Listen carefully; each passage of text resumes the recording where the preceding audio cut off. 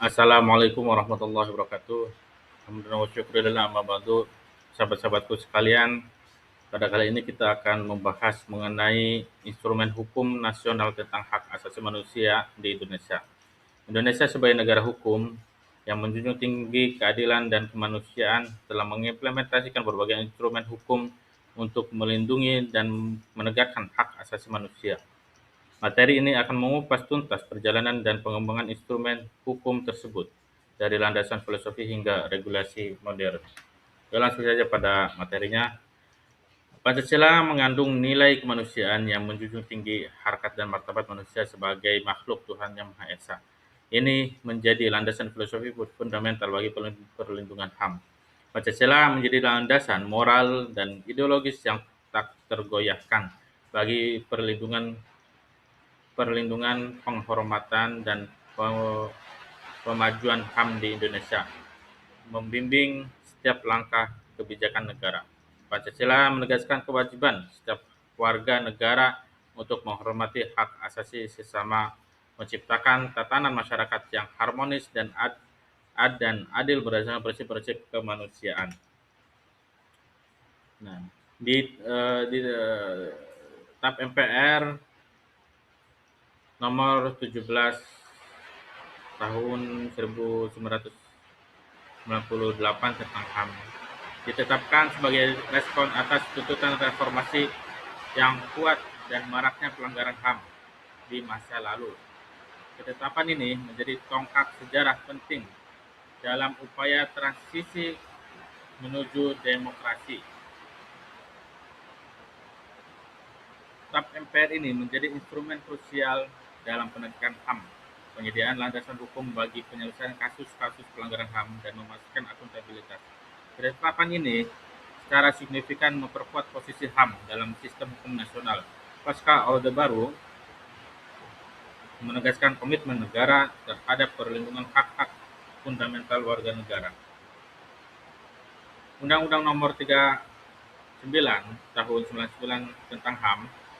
Undang-undang ini adalah payung hukum utama yang secara komprehensif mengatur definisi ruang lingkup dan perlindungan HAM di Indonesia, memberikan kepastian hukum bagi warga negara. Itu yang pertama, hak kodrati manusia, yang kedua kewajiban negara, dan contoh hak yang dilindungi. Peraturan Menteri Hukum dan HAM nomor 16 tahun 2024. Pedoman terbaru ini menjadi acuan penting untuk mengutamakan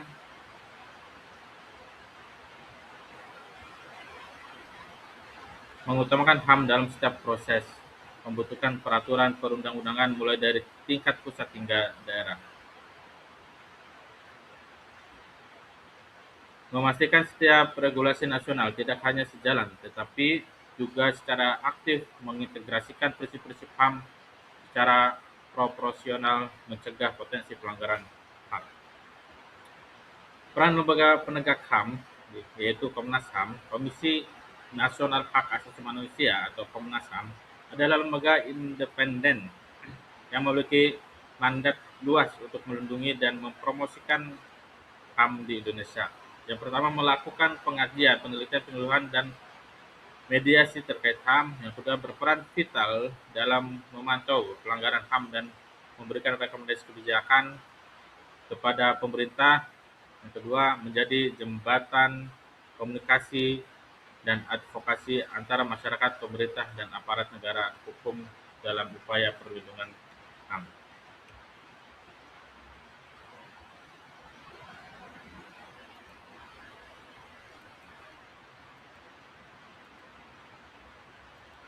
Nah, yang selanjutnya, mewujudkan penegakan HAM yang kuat dan berkelanjutan. Perjalanan instrumen hukum HAM Indonesia telah berkembang pesat dari dasar filosofis Pancasila hingga regulasi modern yang komprehensif. Penegakan HAM yang efektif memerlukan sinergi yang kuat antara instrumen hukum, lembaga penegak, dan partisipasi aktif masyarakat. Tantangan masih ada, namun dengan komitmen dan instrumen yang tepat, Indonesia dapat menjamin perlindungan HAM yang efektif dan berkeadilan bagi seluruh warganya. Mari bersama-sama mendukung penguatan instrumen hukum HAM demi masa depan bangsa yang bermartabat dan menjunjung tinggi nilai-nilai kemanusiaan. Mungkin segitu saja yang dapat saya sampaikan, kurang lebihnya mohon maaf. Wassalamualaikum warahmatullahi wabarakatuh.